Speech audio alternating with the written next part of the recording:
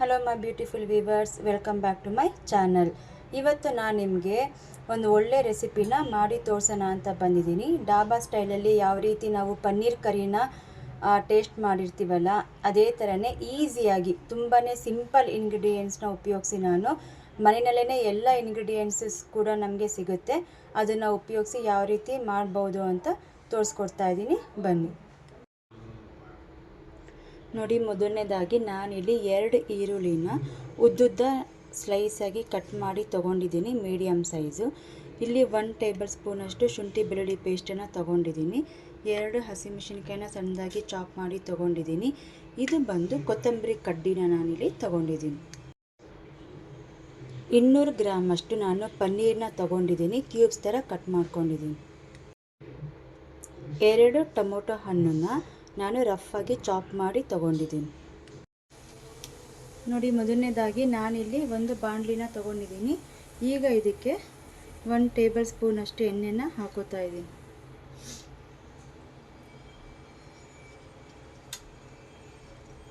ಎಣ್ಣೆ ಚೆನ್ನಾಗಿ ಕಾಯಬೇಕು. ನೋಡಿ, ಎಣ್ಣೆ ಇಲ್ಲಿ ಕಾದಿದೆ. ಈಗ ಇದಕ್ಕೆ 1 ಟೀ ಸ್ಪೂನಷ್ಟು ಜೀರಿಗೆನ ಹಾಕೋತಾ ಇದ್ದೀನಿ. ಜೀರಿಗೆ ಸ್ವಲ್ಪ ಗಮ್ ಅಂದಮೇಲೆ ಈರುಳ್ಳಿನ ಹಾಕೋತೀನಿ.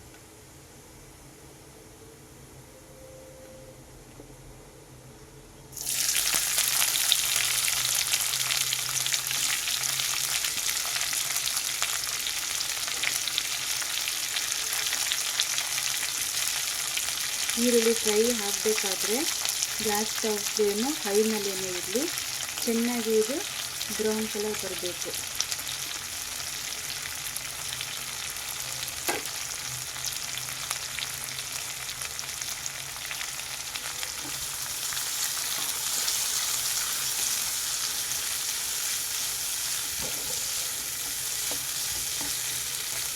ನಿಮಗೆ ತೋರಿಸ್ತೀನಿ ಯಾವ ರೀತಿ ಬ್ರೌನ್ ಕಲರ್ ಬರಬೇಕು ಅಂತ.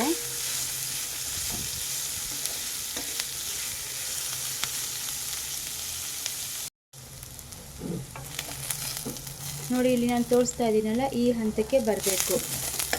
ಈ ರೀತಿ ಈರುಳ್ಳಿನ ನಾವು ಚೆನ್ನಾಗಿ ಫ್ರೈ ಮಾಡ್ಕೋಬೇಕು. ಈಗ ಇದಕ್ಕೆ ನಾನು ಶುಂಠಿ ಬೆಳ್ಳುಳ್ಳಿ ಪೇಸ್ಟನ್ನು ಹಾಕೋತಾ ಇದ್ದೀನಿ.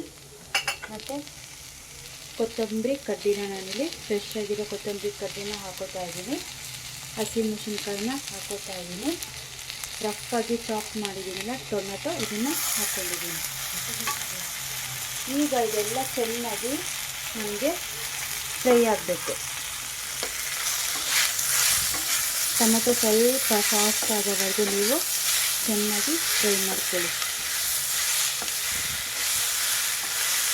ಈರುಳ್ಳಿ ಬೇಯಬೇಕಾದ್ರೆ ಸ್ವಲ್ಪ ನಾನು ಉಪ್ಪು ಹಾಕಿದ್ದೆ, ನೀವು ಈರುಳ್ಳಿ ಬೇಯಬೇಕಾದ್ರೆ ಉಪ್ಪನ್ನು ಸೇರಿಸ್ಕೊಳ್ಳಿ.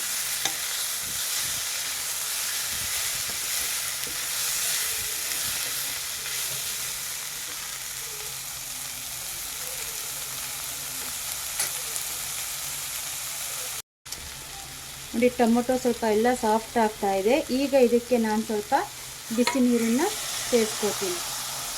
ಓಕೆ, ಫುಲ್ ಅದು ಡ್ರೈ ಆಗಬಾರ್ದು ಅಂತ.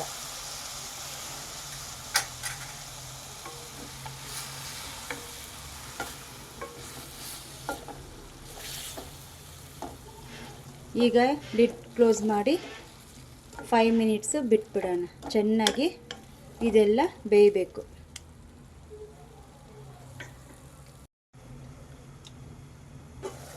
ನೋಡಿ, ಮಸಾಲೆ ಎಲ್ಲ ಚೆನ್ನಾಗಿ ಬೆಂದಿದೆ. ಈಗ ಇದನ್ನು ನಾನು ಆಫ್ ಮಾಡ್ಕೊತೀನಿ ಸ್ಟವ್ನ. ಇದು ಚೆನ್ನಾಗಿ ಫುಲ್ ಆರಬೇಕು. ಇದು ಚೆನ್ನಾಗಿ ಆರಿದ ಮೇಲೆ ಒಂದು ಬ್ಲೆಂಡರ್ಗೆ ಹಾಕಿ ನೈಸಾಗಿ ಪೇಸ್ಟ್ನ ಮಾಡ್ಕೋಬೇಕು.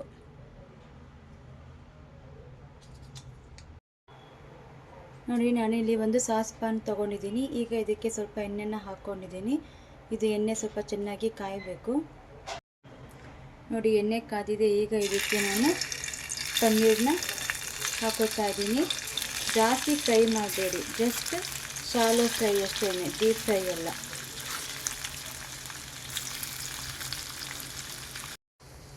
ನೋಡಿ, ಚೆನ್ನಾಗಿ ಆರಿದೆ. ಈಗ ನಾನು ಇದನ್ನು ಬ್ಲೆಂಡರ್ಗೆ ಹಾಕ್ಕೊಂಡಿದ್ದೀನಿ. ಇದಕ್ಕೆ ಸ್ವಲ್ಪ ನೀರನ್ನ ಸೇರಿಸಿ ನೈಸಾಗಿ ಪೇಸ್ಟ್ ಮಾಡ್ಕೋಬೇಕು. ನಾನಿಲ್ಲಿ ಒಂದು ಪಾನನ್ನು ತಗೊಂಡಿದ್ದೀನಿ. ಈಗ ಇದಕ್ಕೆ ಎಣ್ಣೆನ ಹಾಕೋತಾ ಇದ್ದೀನಿ.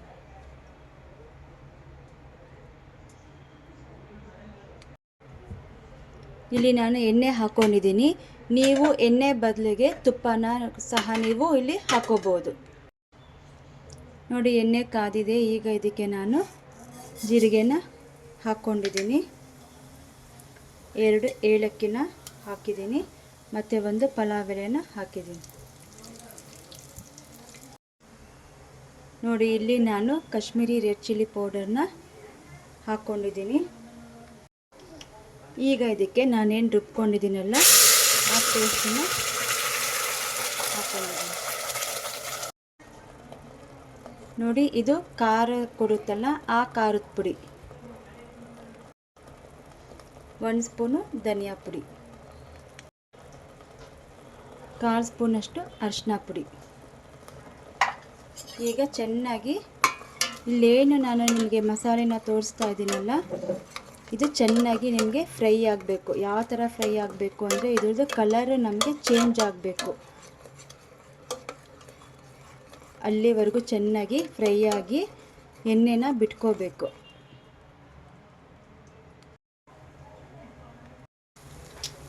ನೋಡಿ ಮಸಾಲೆ ನಮಗೆ ಈ ಥರ ಚೆನ್ನಾಗಿ ಫ್ರೈ ಆಗಬೇಕು. ಮೊದಲು ಹೇಗಿತ್ತು ಇವಾಗ ಯಾವ ರೀತಿ ಕಲರ್ ಚೇಂಜ್ ಆಗಿದೆಯಲ್ಲ ಈ ಥರ ನಮಗೆ ಕನ್ಸಿಸ್ಟೆನ್ಸಿ ಬರಬೇಕು.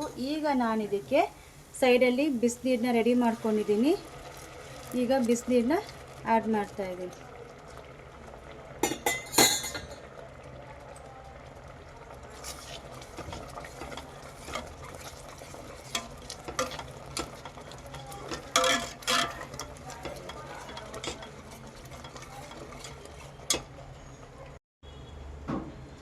ನೋಡಿ ನಾವು ಈರುಳ್ಳಿ ಟೊಮೆಟೊ ಎಲ್ಲ ಫ್ರೈ ಮಾಡಬೇಕಾದ್ರೆ ಸ್ವಲ್ಪ ಉಪ್ಪನ್ನು ಸೇರಿಸಿದ್ವಿ. ಈಗ ನೋಡಿ ಈ ಕನ್ಸಿಸ್ಟೆನ್ಸಿಗೆ ನಮಗೆ ಗ್ರೇವಿ ಬರಬೇಕು. ನೋಡಿ ನಾನು ಯಾವ ರೀತಿ ತೋರಿಸ್ತಾ ಇದ್ದೀನಲ್ಲ ಈ ಕನ್ಸಿಸ್ಟೆನ್ಸಿಗೆ ಬರಬೇಕು. ನಾನಿಲ್ಲಿ ಸ್ವಲ್ಪ ಉಪ್ಪನ್ನು ಮತ್ತೆ ಸೇರಿಸಿದ್ದೀನಿ. ಬ್ಯಾಲೆನ್ಸ್ ಆಗೋದಕ್ಕೆ ಒಂದು ಸ್ವಲ್ಪ ನಾನಲ್ಲಿ ಪಿಂಚಷ್ಟು ನೋಡಿ ಇಷ್ಟು ಶುಗರ್ನ ಆ್ಯಡ್ ಮಾಡಿದ್ದೀನಿ. ನೋಡಿ ಇಲ್ಲಿ ಗ್ರೇವಿ ನಮಗೆ ಕುದೀತಾ ಬರ್ತಾ ಇದೆ. ಈಗ ನಾನು ಪನ್ನೀರನ್ನ ಆ್ಯಡ್ ಮಾಡ್ಕೋತೀನಿ.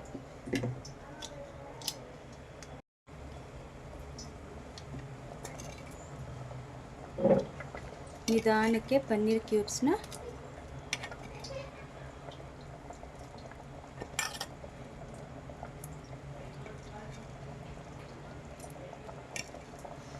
ನಿಮ್ಮ ಮನೆಗೆ ನೀವು ಯಾವ ಸೈಜ್ ಕಟ್ ಮಾಡ್ಕೋಬೇಕು ಆ ಸೈಜ್ನ ನೋಡಿಕೊಂಡು ನೀವು ಕಟ್ ಮಾಡಿ. ಯಾಕೆ ಸ್ವಲ್ಪ ದಪ್ಪನಾಗಿ ನೋಡೋಕ್ಕೆ ಚೆನ್ನಾಗಿದ್ದರೆ ಮಕ್ಕಳಿಗೆ ಬಾಯಿ ತುಂಬ ತಿನ್ನೋಕ್ಕಿದ್ರೆ ಚೆನ್ನಾಗಿರುತ್ತೆ. ಸೊ ನಾನು ಈಗ ಇಲ್ಲಿ ನೋಡಿ ರೋಸ್ಟೆಡ್ ಕಸೂರಿ ಮೇಥಿನ ಹಾಕೋತಾ ಇದ್ದೀನಿ. ಕಸೂರಿ ಮೇಥಿನ ಚೆನ್ನಾಗಿ ಸ್ವಲ್ಪ ರೋಸ್ಟ್ ಮಾಡಿ ನಾನು ಹಾಕ್ಕೊಂಡಿದ್ದೀನಿ. ಸ್ವಲ್ಪ ಇಲ್ಲಿ ಮನೆಯಲ್ಲಿ ಮಾಡಿರ್ತಕ್ಕಂಥ ಗರಂ ಮಸಾಲ ಪೌಡರ್ನ ಇಲ್ಲಿ ಹಾಕ್ಕೊಂಡಿದ್ದೀನಿ. ಸಣ್ಣದಾಗಿ ಕಟ್ ಮಾಡಿದ್ದೀನಲ್ಲ ಕೊತ್ತಂಬರಿ ಸೊಪ್ಪು ಅದನ್ನು ನಾನಿಲ್ಲಿ ಹಾಕ್ಕೊಂಡಿದ್ದೀನಿ.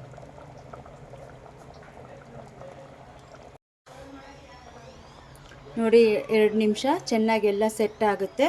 ಸೆಟ್ ಆದಮೇಲೆ ಡಿಶ್ ಔಟ್ ಮಾಡೋಣ.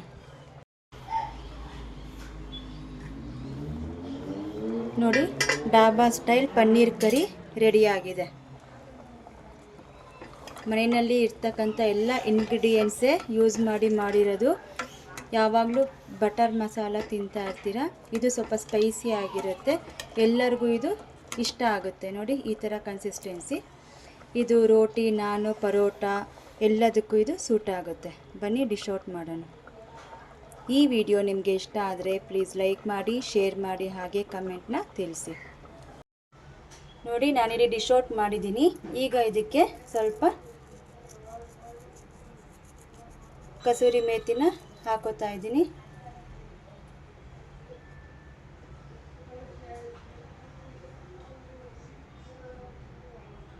ಹಸಿಮೆಣಸಿನಕಾಯಿ, ಸ್ವಲ್ಪ ಕೊತ್ತಂಬರಿ ಸೊಪ್ಪು,